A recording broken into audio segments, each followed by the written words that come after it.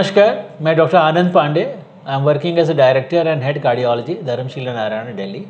मेरे साथ doctor Sajjal Gupta, who is a senior consultant cardiologist, Dr. Amreen Pandey, who is also consultant cardiologist. We are working as a team.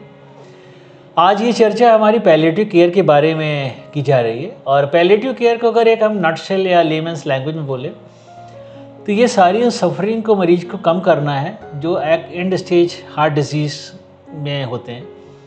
इसमें हम directly disease का इलाज तो करते ही करते हैं, लेकिन लगता है कि अब ये बीमारी एक लाइलाज हो रही है तो मरीज़ के बाकी डायमेंशंस को हम इसमें टच करते हैं। बड़ा इम्पॉर्टेंट होता है जो एक इमोशनल केयर, एक स्पिरिचुअल केयर, एक पर्सनल केयर, देन जो डे टू डे प्रॉब्लम्स होती हैं जैसे लैक ऑफ स्लीप है, कई सारे होते हैं जो उनको बहुत पेन हो रहा था तो उस पेन को रिलीव करना। Loneliness is very big problem, जो अकेलापन महसूस करते हैं। Finances are a big issue. कई बार होता है कि मरीज इलाज के लिए उसके पास फाइनेंसेस का सपोर्ट नहीं होता है।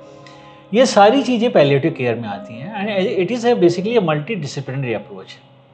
मैं डॉक्टर सज्जल से जानना चाहूँगा कि अक्सर पेशेंट आते हैं कि डॉक्टर साहब बहुत एंजाइना हो रहा है और डॉक्टर ने बोला कि बाईपास भी नहीं हो सकता, आपका एंजियोप्लास्टी भी नहीं हो सकती, मैं दवाइयाँ भी खा रहा हूँ। आपका how do you approach such patients with refractory angina to improve their quality of life? सही कहा सर आपने। पैलिएटिव केयर जो कंसेप्ट था वो सबसे पहले कैंसर पेशेंट्स में था क्योंकि उनको लाइलाज माना जाता था। कार्डियोलॉजी जो हार्ट स्पेशलिटी है, मुझे लगता है पिछले इतने सालों में कितने इम्प्रूवमेंट्स हैं कि हमारे पेशेंट्स काफ़ी टेक्नोलॉजी से धीरे धीरे ठीक हो रहे हैं। बट हाँ, एक स्टेज कहीं ना कहीं ऐसा आता है जब हम भी कहते हैं कि यस, ये पेशेंट्स शायद हार्ट के साथ या और मल्टी ऑर्गन इन्वॉल्वमेंट की वजह से अब एंड ऑफ लाइफ की तरफ जा रहा है। उसमें मेनली हमारे दो सेगमेंट्स हो सकते हैं। एक तो वो पेशेंट्स हैं जिनको चेस्ट पेन या एंजाइना है, जिनको बाईपास नहीं हो सकता, एंजियोप्लास्टी नहीं हो सकती, या कुछ और कंडीशंस हैं, कोमॉर्बिड कंडीशंस हैं, और उसकी वजह से हम उनका केवल मेडिसिन पे रख सकते हैं। उसके अलावा सेकंड सेगमेंट होता है हमारा heart failure segment. Heart failure patient जहाँ हार्ट वीक हो जाता है, और एक हमारा क्लास होता है क्लास 1, 2, 3, 4। क्लास 4 का मतलब वो पेशेंट्स जिनके इतना सांस फूलता है कि वो उठ भी नहीं सकते और चल भी नहीं सकते। हालांकि हम कैंसर की तरह कभी भी किसी पेशेंट का टाइम लिमिट नहीं बता सकते कि इनको 3 महीने हैं या 6 महीने हैं। बट हाँ, एक टाइम के बाद पेशेंट, उसकी फैमिली और उसके साथ एक टीम अप्रोच के साथ हमें डिस्कस करना होता है कि अब हमें इनको क्वालिटी ऑफ लाइफ देना है। तो मैं इस बात पे कहना चाहूँगा कि WHO ने 1990 में पैलिएटिव केयर की एक डेफिनेशन दी थी कि जिसमें हमें जो पेशेंट्स को हम क्यूरेटिव ट्रीटमेंट नहीं कर सकते उनको हम पेन रिलीव करें, सोशल ठीक करें। एक डिकेड के बाद उन्होंने उसमें 2 चीज़ें ऐड की। उन्होंने कहा कि हमें इनकी क्वालिटी ऑफ लाइफ इम्प्रूव करनी है और पेशेंट के साथ उसकी फैमिली को इन्वॉल्व करना है। तो मुझे लगता है कि हम हार्ट की बात करें या किसी और की बात करें, एंड ऑफ लाइफ में हमें पेशेंट के साथ फैमिली को लेकर फिर सफरिंग, जैसा कि आपने कहा, हमारा मेन पर्पस होता है कि उसके पास जितने भी दिन हैं वो सफ़र ना करें। उसमें हम पेन रिलीव करें, उसमें हम साइकोलॉजिकली इम्प्रूव करें, हम हार्ट की तरफ से जो बेस्ट कर सकते हैं वो करें। मुझे लगता है शायद इस तरह से हम एक कंसेप्ट डेवलप कर सकते हैं जो अब धीरे धीरे अवेयरनेस, जागरूकता बढ़ रही है। डॉक्टर अमरीन, बड़ा इम्पॉर्टेंट सेगमेंट होता है पैलिएटिव केयर का। एक तो कन्फ्यूज़न होता है, पैलिएटिव केयर है, एंड ऑफ लाइफ केयर है। मेरे हिसाब से 2 अलग चीज़ें हैं ये।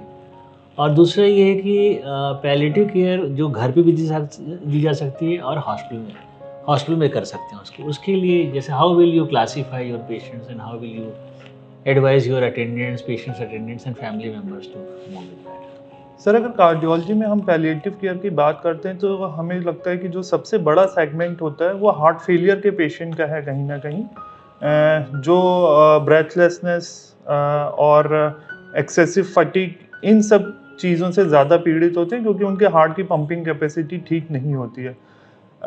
जिस तरीके से कैंसर में स्टेजेस होती हैं उसी तरीके से हार्ट फेलियर में भी स्टेजेस होती हैं।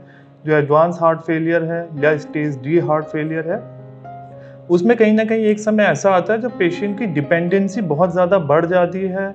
कई बार दवाइयों के लिए जो ओरल भी ली जा सकती हैं, कई बार कुछ ऐसी दवाइयाँ भी होती हैं जो उनको ब्लड के थ्रू देनी पड़ती हैं। तो ऐसे सभी पेशेंट जो किसी भी तरीके से घर पे ये सारी चीज़ें सेटअप कर सकते हैं, वो अपने एक होमली इन्वायरमेंट में रह सकते हैं, जिनको ना सिर्फ अपने सिम्टम्स को दूर करने के लिए दवाइयों की ज़रूरत होती है, पर साथ में कहीं ना कहीं जो एंजाइटी, डिप्रेशन पेन है, उन सबको दूर करने के लिए एक साइको सोशल सपोर्ट की भी आवश्यकता होती है। तो ऐसे सभी पेशेंट जो इन चीज़ों का घर में इंतज़ाम कर सकते हैं, इन चीज़ों को डेवलप कर सकते हैं, अगर उनके लिए हम घर में इस तरीके की व्यवस्था कर सकें, इस तरीके के साइको सोशल सपोर्ट को डेवलप कर सकें, तो कहीं ना कहीं it is better to take them home. और आजकल एक कॉन्सेप्ट चल रहा है एल्डरली के लिए या इस तरीके के जो end of life care patient के लिए, कैंसर में तो बहुत ही फेमस है। कहीं ना कहीं वेस्टर्न से हमारे इंडिया में भी ये कॉन्सेप्ट डेवलप हो रहा है कि डे केयर सेंटर टाइप के बनाए जा रहे हैं, जहाँ आपकी जो इमीडिएट इमरजेंसी है उसको ट्रीट करके फिर बाकी चीज़ों को आप घर पे सेटल कर सकते हैं। तो जो आपका डॉक्टर है वो कहीं ना कहीं इन चीज़ों को अपने लेवल पे सॉर्ट आउट कर सकता है कि किसको हॉस्पिटल केयर की ज़रूरत है, किसको घर की केयर की ज़रूरत है। इस हिसाब से आप उसके साथ डिस्कस करके इन चीज़ों को कर सकते हैं। कि जब हम पैलिएटिव केयर की बात करते हैं कि पेशेंट का ऑलमोस्ट एंड ऑफ लाइफ की बात करते हैं, तो हमारे काफ़ी हार्ट पेशेंट्स हैं जो एक सर्टेन एज के टाइम पर उन पे पेसमेकर्स लग जाते हैं, डिफिब्रिलेटर लग जाते हैं और वो उनको सडन डेथ से बचाते हैं।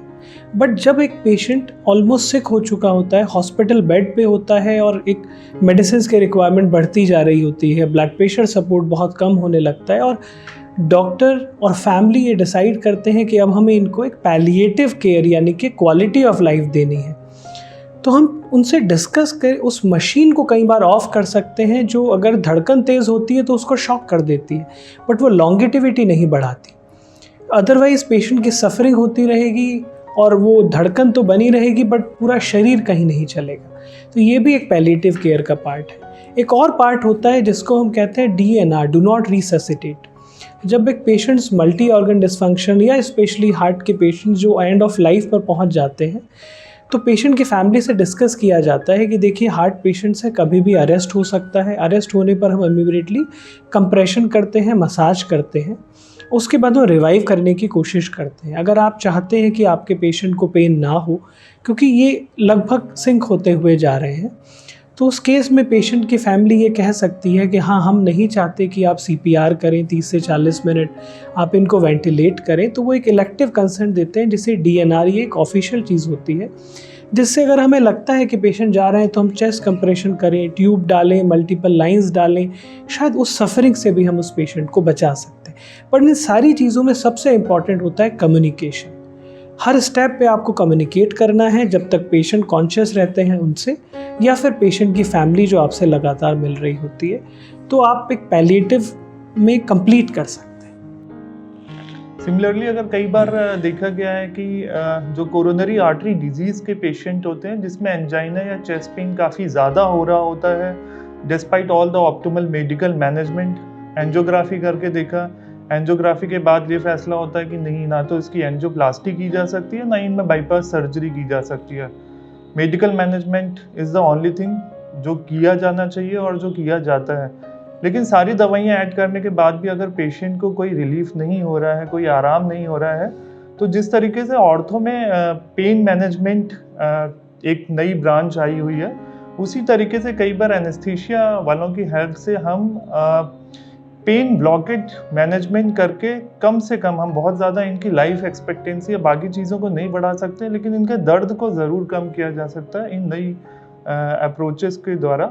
और कहीं ना कहीं मुझे लगता है कि अगर पर्सनल बेसिस पे या जिस तरीके से एडवांसमेंट हो रहे हैं, पेशेंट अगर ट्रांसप्लांट या हाई एंड डिवाइसेस के लिए सूटेबल नहीं है फाइनेंशियल की वजह से या दूसरी बीमारियों की वजह से जो कोमॉर्बिडिटीज़ हैं, तो कहीं ना कहीं इन सारी अप्रोचेस को पैलिएटिव केयर में भी शामिल किया जा सकता है। और धीरे धीरे आप देखेंगे कि ये सारी चीज़ें इसमें ऐड भी हो रही हैं जो पेशेंट के एटलीस्ट पेन को कम कर रही हैं, उसको साइको सोशल सपोर्ट दे रही हैं, उसकी जो सफरिंग है उसको कम कर रही हैं। तो I just summarize palliative care के लिए, we must educate patients, we must educate attendants, we should sensitize hospital staff also, ताकि वो एक अच्छे से पेशेंट को केयर दे सकें।